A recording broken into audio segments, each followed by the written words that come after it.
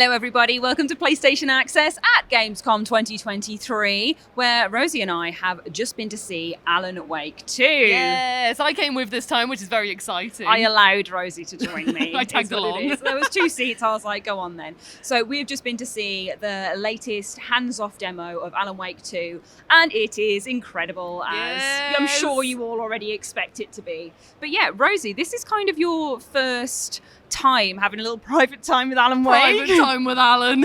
So I would love to hear your kind of take on what we've seen, because this was very much a look. Instead of, we had Saga Anderson in our last preview, which was at Summer Games Fest, and Gamescom's edition has very much been Alan Wake's side, which is scarier, it's darker, he's in the dark place, he's exploring all these different like pieces of fragmented psyche coming together. I'd love to hear your take on Alan Wake 2 so far. So far, I'm absolutely loving it.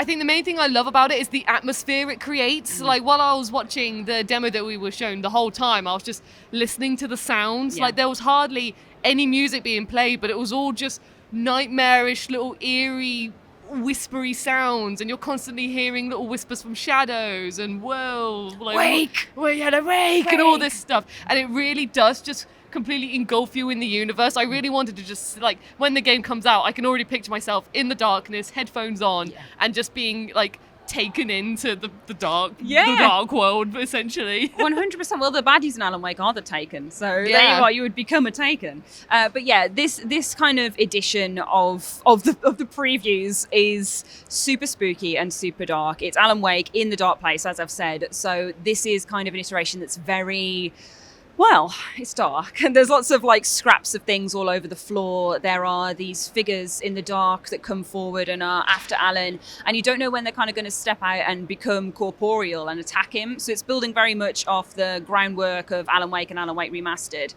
and coming back in with something that's a lot more intangible, and you have to like kind of second guess things. There's very much this sense of unreliable narrator in Alan Wake himself, which I really like. But that's also been reflected in the environment as well, because it's this self-supplying story that's still going on again, where he's trying to write himself out of a world that he's trapped in, but he doesn't know what he's written, what he's doing. It builds on all of those themes from the first game and makes them even more intense and juicy. And the way that they do that as well is, the way that they represent that as well with Alan's kind of fragmented mind and trying to get a grip on what real truly is using live action as well. Yeah. Which I really liked. I thought that was a really nice, like, you know, you're playing through the dark place, but then you're witnessing as well the confusion, and you're feeling it with Alan as well. Like, when he was confused on the talk show, I was also like, I'm with you, Alan. I don't know what's going on. Why you want a talk show, Alan?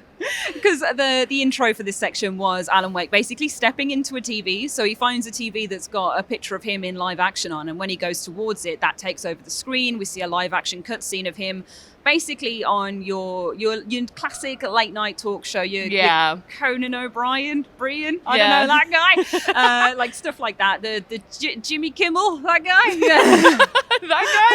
James Corden on the Late Late Show, that guy, all that kind of influence kind of thrown in and mixed around into Alan's own experience of it, which is, it's very weird, it's very surreal, because it's this familiarity you have with a format that is real, but it's a fictional character within that, with other fictional characters interviewing him in a meta-narrative that's then wrapping around and being written into by Alan Wake himself as well. Yeah. If that even makes sense. I don't think it does. But that's the point. It's not supposed to make sense. It's supposed to be weird. It's supposed to be trippy. And it's supposed to make you puzzle and just wonder what is going on. Like the live action bits, I think, are so effective. And they're using them in this game more so than anything else that Remedy has done. So your controls, your Alan Wake 1, Quantum Break, like, this is more than any time before. This is super duper live action, which is really interesting to see, and I think it's really effective as like a tool of horror as well, to keep you on your toes and feeling that psychological madness. Yes, I was loving I think that's just the main thing I could take away, is just the psychological madness. Like, even if you're someone who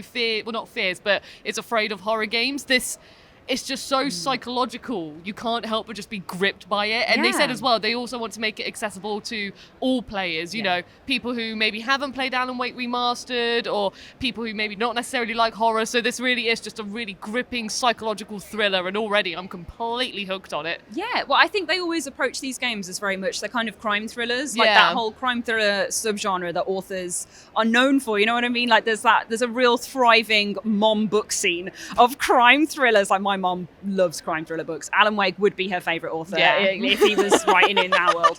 And like playing on the tropes of that is really interesting to see and really exciting. And that it's, again, that it's carried on from the first game so effortlessly, and that it's 13 years later, but you don't have to have played it to understand what's going on. It feels like a love letter to the first game as much as it does a sequel. Like it feels like it's got that reboot energy at the same time, which is really accessible, really lovely. We've also seen from Alan Wake's side as well, which is parallel to Saga Anderson's, basically her mind plays. Yes. We have the writer's room for Alan now, which is cool. Which is an aesthetic. Like, it literally is. You go in there and it's literally just a very minimalistic room with the board where you can put the plot down, your little writer's desk. There was some kind of sculpture just above him, big window, little TV, and then that was pretty much it in just this long hallway style room. But as soon as you see it, you can't help but just kind of feel the emptiness as well of it. It's really daunting in a weird way. 100%. It's kind of like the blank page that you write on, isn't it? Yeah, like seeing that. It's like the empty corkboard when you see it, like, oh, I've got to fill this with plot elements and figure things out.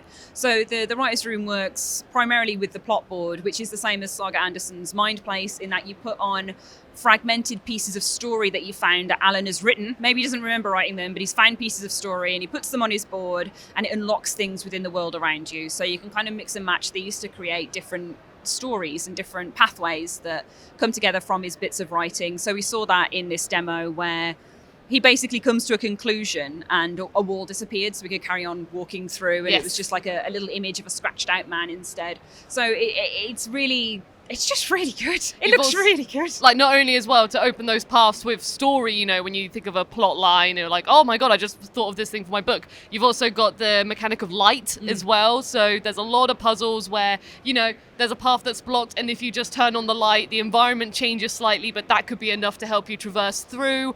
So it's really puzzling, really interesting, and there's just so many elements that you could just deep dive into, but it's just so good. Yes, the light mechanic, definitely Alan Wake classic, but there was a different one called the Angel Light this time, which took light away or added it to environments, as you said, Rosie, which was really cool, a really unique concept. It kind of works, right? If you've seen Harry Potter, it's like Rupert Grint, like Ron's little light thing he uses in the Deathly Hallows, where he's like, oh, and following it around. It's like that. I literally have no idea what that is, but I'm going to trust you on that. I reckon that's what they were referencing, because we did have a Q&A as well, where they told us lots of fun bits behind the scenes that, you know, you have questions about. I asked about horror influences, because obviously I did.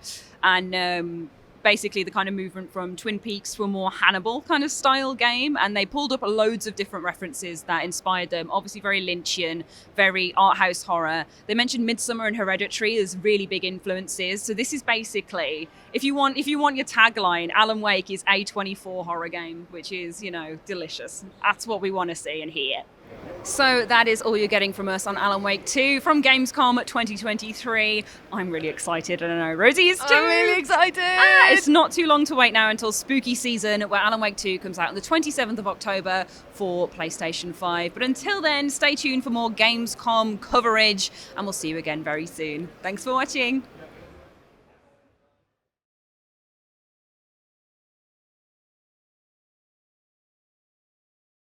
PlayStation